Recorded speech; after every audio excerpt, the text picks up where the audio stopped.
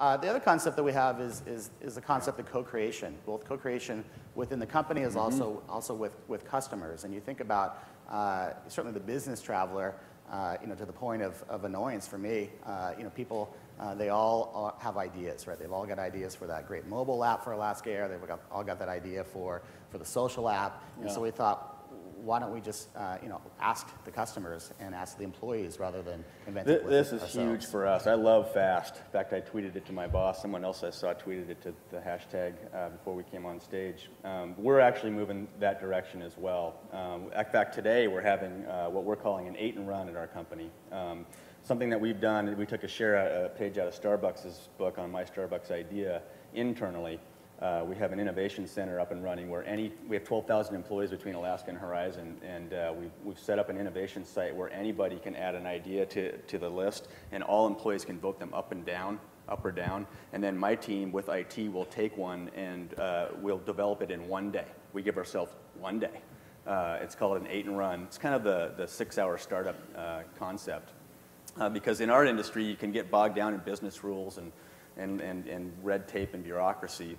I think what we need are quick wins and quick fails, and so today we're actually 8 and running how to sell distressed inventory over social media, and the team has one day to figure out how to do that, and then we're going to go test it.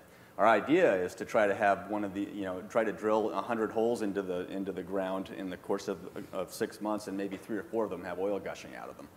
Then we'll have to go figure out how to automate those for the big time, but it is a co-creation, very informed risk, fast, rapid iteration testing that we're trying to do to continue to leapfrog the industry. And we want to bring our customers along.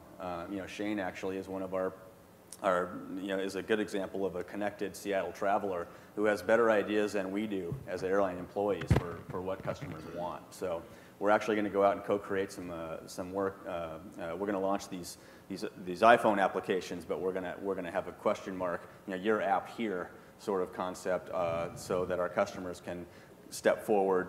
We're going to give away gold 75K status to the best 5 ideas, maybe even co-develop them. Okay, you came up with the idea, now you develop it and deliver it to us.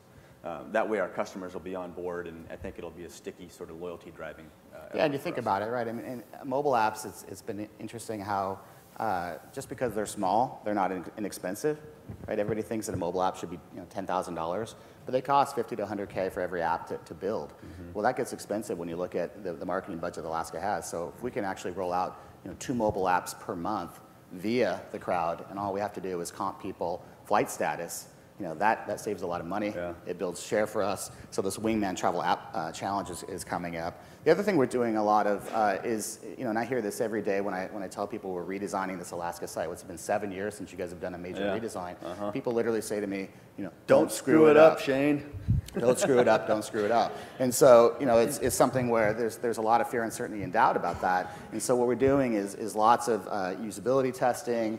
We're doing a progressive rollout, so when the site launches, we're not just one day going from the old site to the new site. Literally, we're doing the biggest A/B split test you can imagine, where literally, we'll turn on 5% of the traffic to the new site, 95% to the old site. And as we see our KPIs, perform, and we tune those, as we get more confident, we'll move more and more traffic over to the new site. So it may take us literally 6 to 8 weeks to go from the old site to the new site as we route that traffic over. I believe, and I think this is fundamental, when you actually look at the mass market and this classic bell curve, the actual amount of people that are tweeting and lurking is really small, right? It's over here on the early adopter stage. And so you think about the Alaska Air customer base, right? It's my mom, right? It's my wife, it's my sister. It'll be my kids here soon. And so when you think about Twitter and you think about social media, what if we could get to that bell curve and get people where, a hashtag, trying to explain that to my mom is damn near impossible. You just can't even, you can talk about it all over, all the time, but it's like, even if she understood one hashtag, it's like, how would she keep up to date with hashtags that she trusts? So what we thought about is, hey, we've got this fundamental functionality of a mobile app that is, what people want from Alaska Air, which is booking your flight, changing your flight, looking at your mileage plan. What if we add on the data from Twitter? And so we created this concept of Travel Pulse, which is really simple. And to Steve's point about 8 hours, one day, we basically are doing a very simple mashup where we're taking the Twitter API, and then we're basically pulling all the data from Twitter into the mobile app. And so the trusted brand of Alaska, we're basically picking the categories and subcategories of hashtags that we basically pull from Twitter and put into this app. So you don't have to think about hashtags. You don't have to think about where you're at. So if you're in Seattle and you're landing at the airport, we're going to have basically different content from Twitter that may be restaurants, hotels, chatter at the airport. You can enter your flight number, and that all pulls the Twitter data in. How many of you are doing multivariate or A/B split testing in your digital channel? Usually we see people doing it at media, but not at the website. And so to my earlier point about, about changing the website and taking risks, what we're doing right now before, as we're doing this big redesign, is we're testing concepts that we're coming up with for the redesign, and we're actually deploying those before we do the redesign to see what works. So to Steve's earlier point about how do we generate more revenue for Alaska, we're trying to generate revenue through people booking cars, hotels, upgrading to first class. So, We're trying to get people to move their mouse to the right of this screen, get them off the lowest fare, and multivariate testing 16 simultaneous options on how to do that before we do the redesign.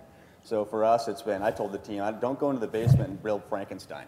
This is something that we need to learn as we go. And so to be able to multivariate and measure 16 different experiences to see what moves people's mouse to the right is pretty important for us. It means the difference between losing money and making money on a flight. So this is the test. We're going to ask you all to vote on which variant you think will perform better. And we're actually using this test right now. So if you clear your cache and look at their site through different browsers, you'll get different experiences. So this is the control group.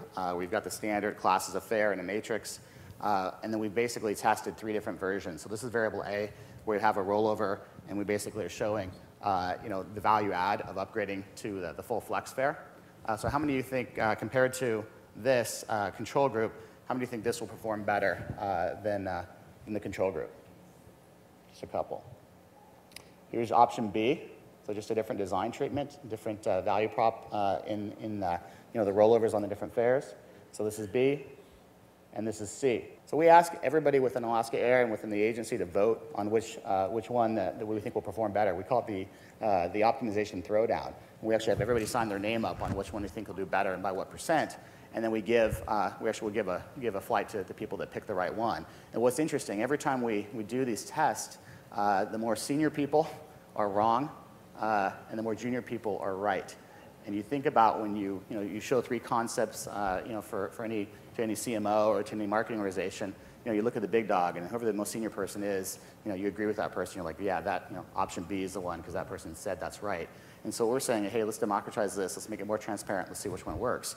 When we did this vote, it was pretty evenly split between the 3. And what was interesting is that nothing won. It was a tie. All 3 variants performed differently and at the same level if you look at them in aggregate. But if you break it down and look at what's most interesting is segmentation, right? The different types of audiences, whether it be that Alaskan, somebody in California, the leisure traveler, business traveler, there's different people that react differently. So weekend traffic to the website is different than during the week. And so if we understand that, we can target messages differently and we can get better performance. We also found some variants upsold better and then some variants converted better. They were really important learnings. So we had options that had higher total revenue because they were converting, looking to book at a higher rate, but then another option was getting people off the lowest fare and upselling better. So right now we're honing this test down to figure out how to do both of those things because they're both very important. And it's important learning before we go into the full-blown redesign. So you're going to see us moving through a fairly significant change in our branding at Alaska Airlines. It's going to still be around genuine and caring service, but it's going to be digital. It's going to be connected, personal, and personalized. I think, especially on the West Coast, as we look at a new set of competitors like the Virgins and JetBlues and WestJets of the world, we have our work cut out for us in acquiring new customers that are actually younger. If you look inside our loyalty program, we're pretty embedded in the baby boomer space. We're also embedded in the Northwest. And so I believe, a digital connected experience is the next good customer experience, the next genuine and caring service for our airline. And with ZAAZ's help, we're going through a massive facelift, if you will, on social and mobile around the customer experience. And it's going to be less about the genuine and caring person on the other end of the phone line and more about a personal experience connected via your handheld device.